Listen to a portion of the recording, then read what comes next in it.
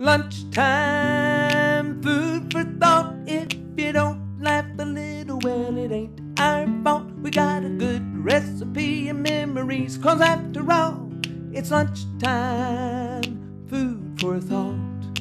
We have a big time at lunchtime, food for thought. Yeah.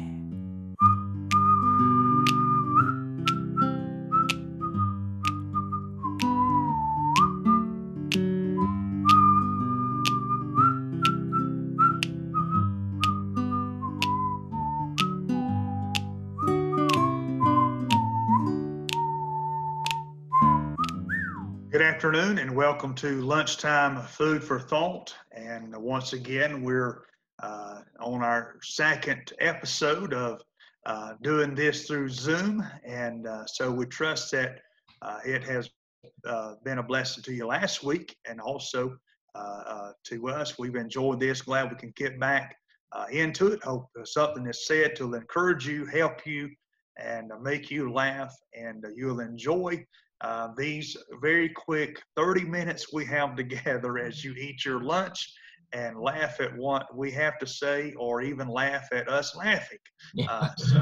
We appreciate our Brother Johnny Ivy. This is Brother Nick Keller. And I'm Judy Bernard. All right. And thought about this. Of course, Brother Nick, he is our tech guy. He that's not in Georgia Tech, but that's in our computer IT guy. He is very smart and educated on all of this computer stuff. And I thought about this, Brother Nick, come across this, and I thought about you. Do you know the very first computer dates all the way back to Adam and Eve? Really? No. It does. It was an Apple computer with a limited memory. Just one byte, then everything crashed. That's good. We do have a round of jokes. That really wasn't my joke, but I did think about that since we're doing this lunchtime food for thought by a computer and through a Zoom. Amen. Yeah, that's good right there, brother. Well, I got one for you. Why couldn't the pony sing a lullaby? I don't know. I don't know. Well, it's because she was a little hoarse, right? You know. Oh no. The kids would say that's a dad joke right there. Well, mine's a blonde joke. And why was the blonde talking into the envelope? I don't know. She's trying to send a voicemail. Tell Miss Kimberly that one, Brother Nick. I certainly will. I was just thinking, Miss Judy, as you said, I got a blonde joke. Now, the good thing is Brother Nick is at his church. Yeah. Yes. He's not at home. And so I thought, we're going to have to be careful of these blonde jokes. Miss Kimberly's going to get on to us. Yeah. Oh, no. So I have one. What has 4 eyes but can't see? Oh. 4 eyes but can't see. I'm trying to think of a word that's got 4 eyes in it. Mississippi. There you go. We're getting smart on some of these. Yes, we are. Yes, we are. All right. Brother Nick, you got another one? Yeah, I do. And this one is, Miss Judy started us off with the blonde joke, so I'll give you a little bit longer one. This is entitled "The Blonde Jokes to End All Blonde Jokes." There was a blonde woman that was speeding down the road in her little red sports car and was pulled over by a woman police officer who was also a blonde. The blonde cop asked to see the blonde's driver's license. She dug through her purse and was getting progressively more irritated. "What does it look like?" she finally asked. The police officer replied, "It's square and it has your picture on it." Well, the driver finally found a square mirror in her purse, and she looked at it and handed it to the police officer, and she goes, "Here it is," she said. And the blonde police officer looked at the mirror and then handed it back to her, says, "Okay, you can go. I didn't realize you were a cop." Amen. I've heard that one. That's a good one. Yeah, that's good. All right, Miss Judy. Okay, mine's not a blonde joke this time. What did there was the big bucket and he was talking to the little bucket. And what did he say? What did the big bucket say to the little bucket? I don't know. You look a little pale. Ah, that's pretty good. That's pretty good. So, At least we think they're funny, you know? oh yeah, At least we laugh at our own jokes. Right. Who was the greatest comedian in the Bible?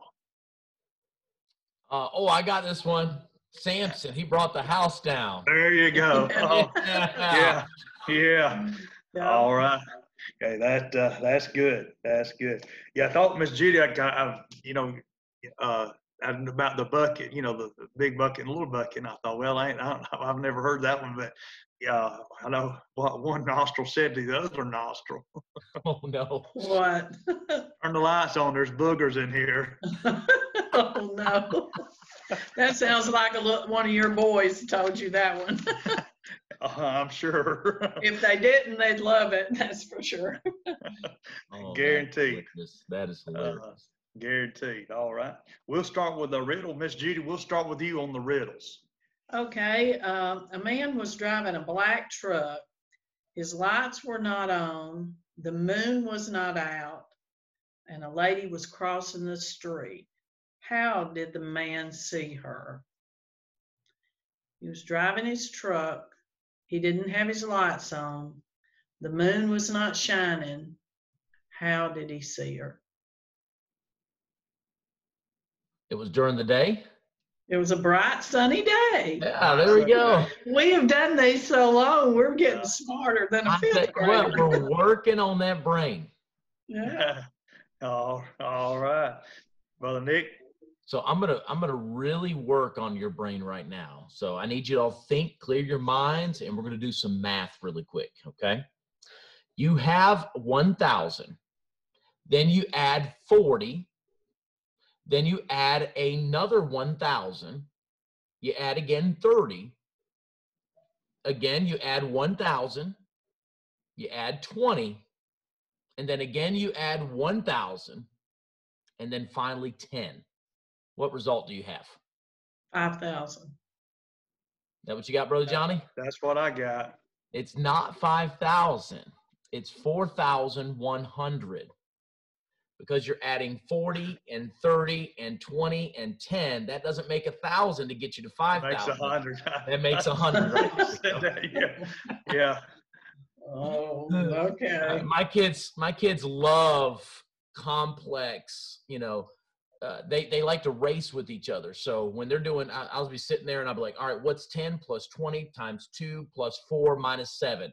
And they try to race as fast as they can to get those answers. So I'm going to have to try that one on them a little later today. Okay. Well, here's some math then for you, Brother Nick. Of course, there's 60 seconds in a minute. There's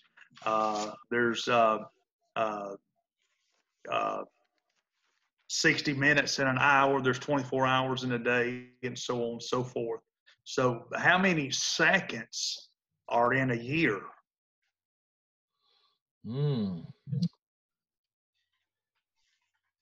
80,000 times 360. That's a lot right there. Enough. There's enough seconds in a year. 12. Oh, you look at that. January 2nd, February 2nd, March 2nd, Oh, no. April 2nd. Oh, no. You got me on that one right there. Well, I reeled you in when I put in the 60 seconds per minute. Yes, you did. You got me there. You got another, Miss Judy? What is faster, hot or cold? What is faster, hot or cold? I would say hot. Why? Because the particles are moving faster? And the answer is hot. The reason is because it's too easy to catch a cold. Oh. Yeah. Oh, that's so true right there. Yeah, I was going to say probably cold, because like if you turn in the water on it, takes the hot water a little bit longer. Ain't that the truth, brother? That right there. It feels like it's an eternity for the hot water to get upstairs warm. Oh yeah. Especially if you've got what's that one that's on the wall? What do you call it? I can't think right now. The tankless water heaters. Boy, yeah. they take forever to warm up. Yeah. And, Well, here at the church, maybe 3 years ago, we had to do a remodel in the back portion of the church, the fellowship hall where the bathrooms are at. And it's not very far from where the water heater is to the bathroom, but sometimes it just takes a very, very long time to get the hot water going. So somebody asked me about it. I said, well, just turn it on. You got to let it run for a little while. And they're letting that thing run, and they're letting that thing run, and they're letting that thing run. And I forgot to tell them that when we did the remodel, and we haven't changed it yet, and we just but we wired them backwards. We plumbed them backwards. So the cold is really the hot handle, and the hot handle is really the cold handle. So they've been running that thing wide open. It's not getting any hotter because it's just running cold water. Well, it takes a real long time to get hot water at the radio station. Oh, because we don't have any. There you go. Got $100 water bill waiting on the hot water.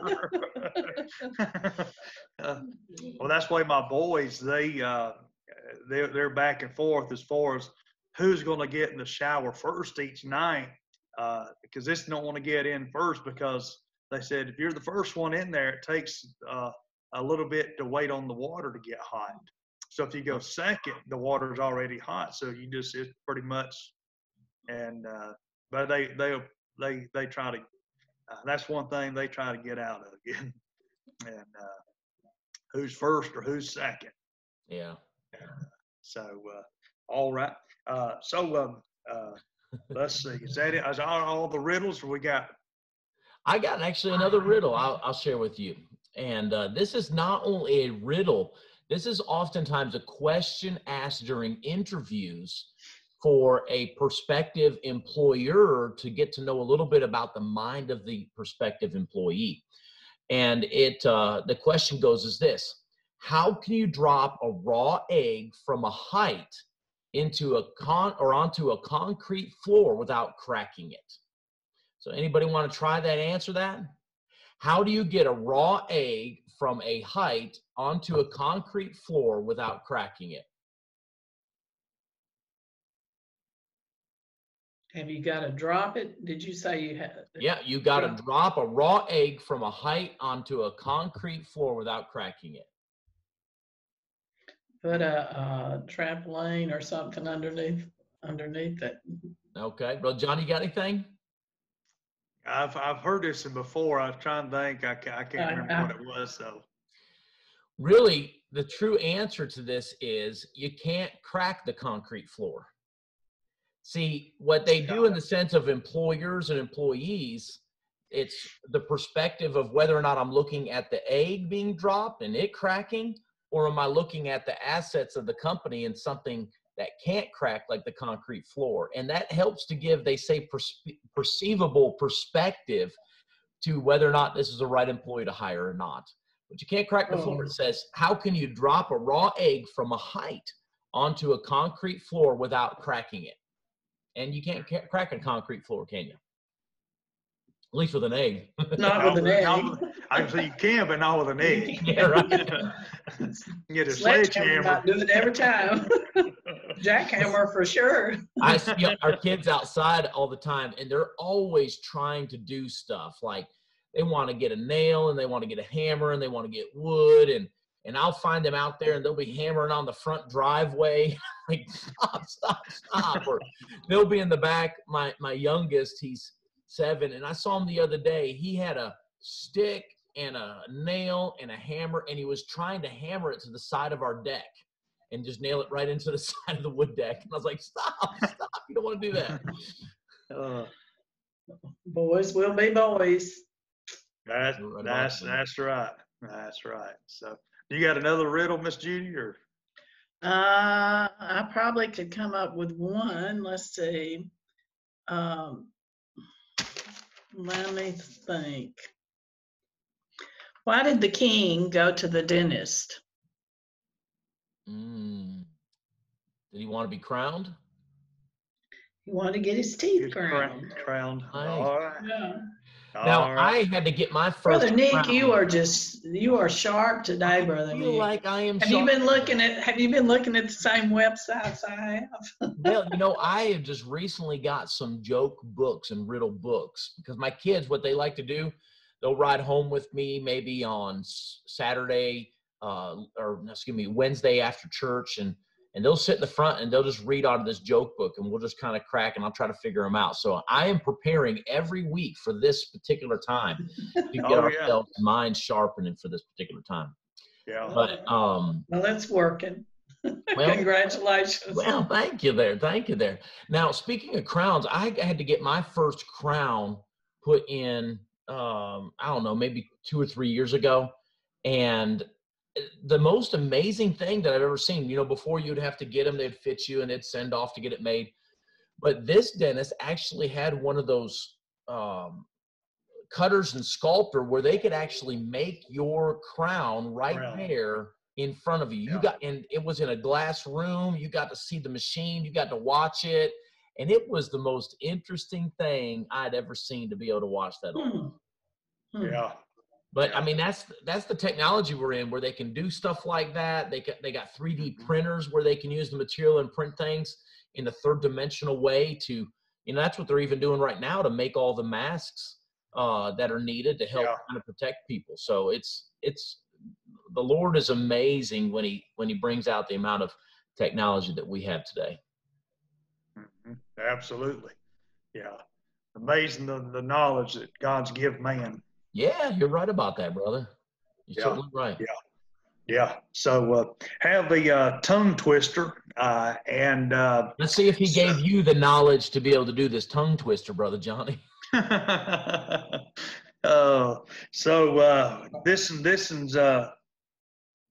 are not long ones, but they're pretty good tongue twisters. So, growing gray goats and graze great green grassy groves.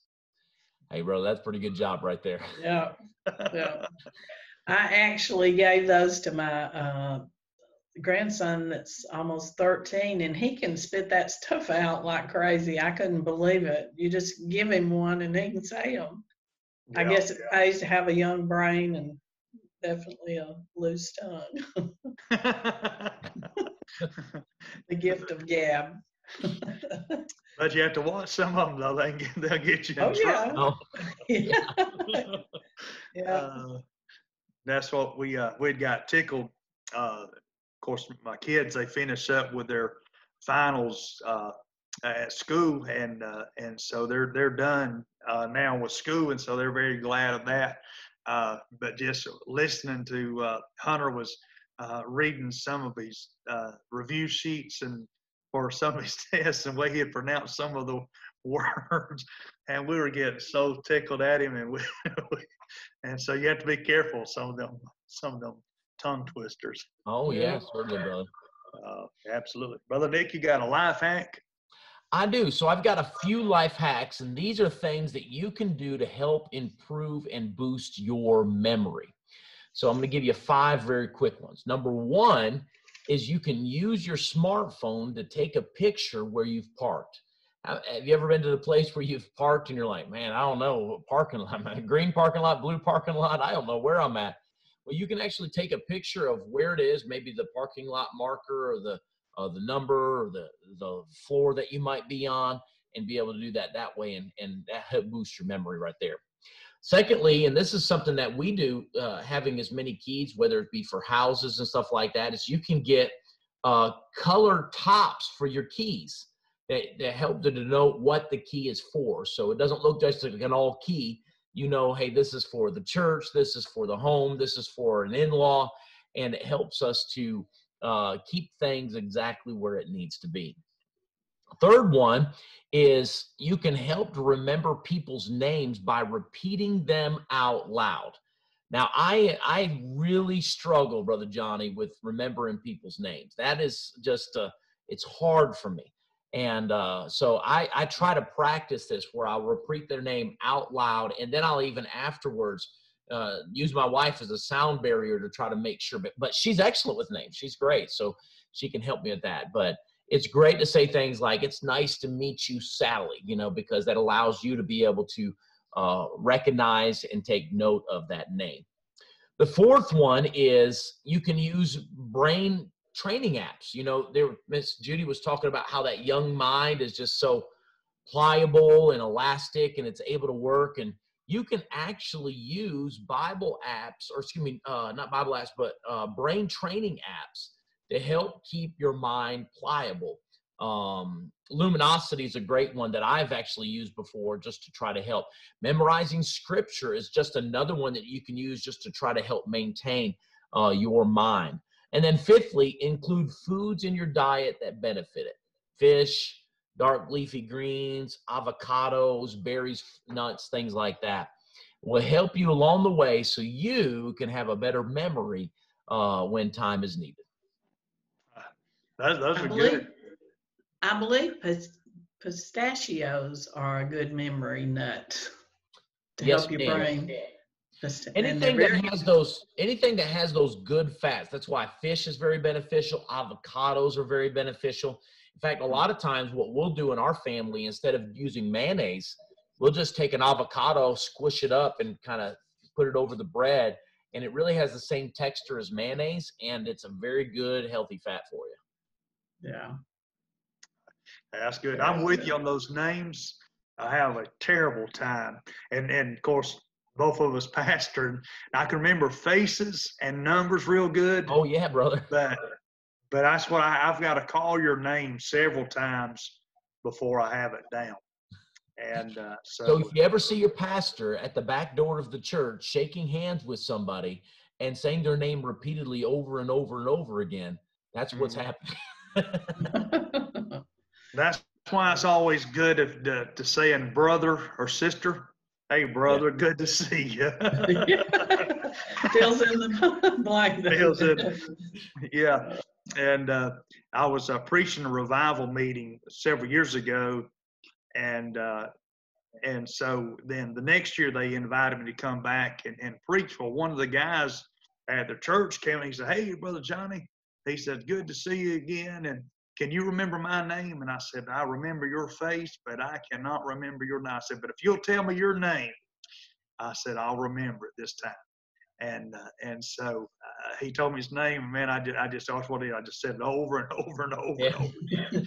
And so when I went back the next time and I seen him, I called him. The very first thing I did, I called him by his name. He was like, "Hey, you remembered." A friend for life. That's right. So those life hacks work. Good deal there. All right, Miss Judy's fixing to put us on the spot, Brother Nick.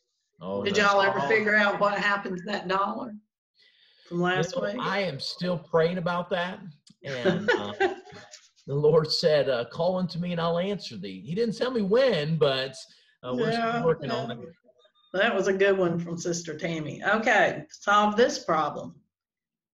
Can you write down 8 eighths so that they'll add up to 1,000?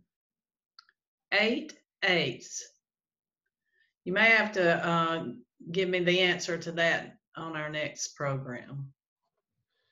8. These are a little difficult, but in case somebody likes a challenge out there, 8 eighths in such a way that it adds up to 1,000. Okay. Well, I don't have the answer right hand, but I think we can work on that and see if we have that for the next one. Yeah, I want to see if y'all come up with it. 8 eighths and get to 1,000. Okay. I got my pencil here, so I'm writing that down, Sister Judy. Okay. To be continued. To be continued. That was one of the most frustrating things as a kid, to watch a show and wait to have to be to be continued to the next week and see that. Yeah. Let me ask you this one and see if you get this. What is it that given one, you'll either get two or none? What is it that given one, you'll have either two or none? I don't know about that. A choice. You'll either have two choices or none. Okay. Give you a choice. That's the one. All right. Oh, praise the Lord. Yeah. But I want y'all to come up with that answer. Okay, we'll come by up. our next program. Yeah, we will. Yeah. All right. Sounds good. Well, got a crazy law. Usually Brother Nick has a crazy law, and so of course one thing is in this. I'm going to just mention this one. It's not. Then I'm going to give you another crazy law. But with all of the coronavirus and the pandemic that we're in, the state of Georgia, now is the time that you want to turn 16. And oh yeah, I say that because they're not making the teenagers take a driving test, and then so they're going to put them on the road. And so now I thought about whenever I turned 16 and I was getting my license, and the girl that I went to Cobb County, and they, of course, they got the little obstacle course. And of course, back then cars were a lot bigger than what they are now. And that girl, the car she was in front of me was too wide for the cones, and she was knocking down all the cones. Oh no. And all of that. So, but now you don't have to take no driving test. So I thought now's the time to turn 16 and get your license. So yeah. But I thought about Brother Nick gave last week. They gave the story about them down at the creek and catching the salmon and hearing the bear. Did you know that in Alaska, it's illegal to wake a sleeping bear to take a picture? It's probably a good thing that it is. That's exactly right. So I seen that. I thought I need to give that to Brother Nick. So if you ever go to Alaska, do not wake up a sleeping bear to take a picture. That's a protective law. That's right. That's right. Hey, back to my solve the problem. Yeah. What if we say to the first person that can answer that, call and leave a message on our answering machine, on our voicemail, and we'll mention your name on the air if anybody comes up with the answer to that. I think that'd be great. I think that's a great idea, and then me and Brother Nick's off the hook, so we don't have to. No, y'all gotta solve it too, because they've got a week to come up with the answer. So that'd be great. 770-920-1520, and if you know the answer of how to use 8 8s and come up with 1,000, leave it on their machine. Wow. Well, I'm going to do my best to get that. I love me a good math problem, and I will try to figure that thing out good. Okay. Well, I know we got just a little less than 2 minutes left. I'm going to share a quick recipe with you guys. I know a lot of people are eating at home now, and it's great to be able to gather together with families. And one of the best things about eating at home is getting the opportunity to have some dessert. So I'm going to share you a recipe on to have some homemade peach cobbler. You want to preheat the oven to 350. And what you're going to do is you're going to take 4 cups of peeled, sliced peaches. You can do fresh or you can do canned peaches there. And you're going to combine the peaches with 1 cup of sugar and 2 cups of water. And you're going to put it into a saucepan. You're going to mix it well, bring it to a boil for about 10 minutes, and then remove from heat. And then you're going to put in butter into, I guess, about 8 tablespoons of butter into a 3-quart baking dish, or to place it there, melted in the sense. You're going to mix 1 cup of sugar. You're going to mix 1.5 cups of flour. You're going to add in 1.5 cups of milk and pour it over the butter mixture. Don't stir, just and then spoon the fruit on the top, gently pouring in the syrup, and you sprinkle the top with some cinnamon. You bake it for 45 minutes, and you just serve it out with a nice scoop of ice cream, and I guarantee you will enjoy it. That's an awesome recipe, and it'll also work with strawberries. If you've ever had a strawberry cobbler, they are marvelous. Well, somebody Wonderful. went and picked some strawberries for me at the church the other day and made me some homemade strawberry jam, and hallelujah for that. Hey, that's good. A lot of those desserts is always better with ice cream as well. You're right about that. That's it. Well, looks like our time is very quickly gone this week, and so we hope that you have enjoyed lunchtime food for thought. Hope that you have a wonderful rest of the day today. And also, again, let me just quickly say that this will be replayed and aired on Saturdays as well at 12. And so if you know someone, tell them that they can tune in. Let's do it on Saturday. I'm Johnny Ivy saying goodbye. Goodbye. This is Brother Nick Kettle. See you later.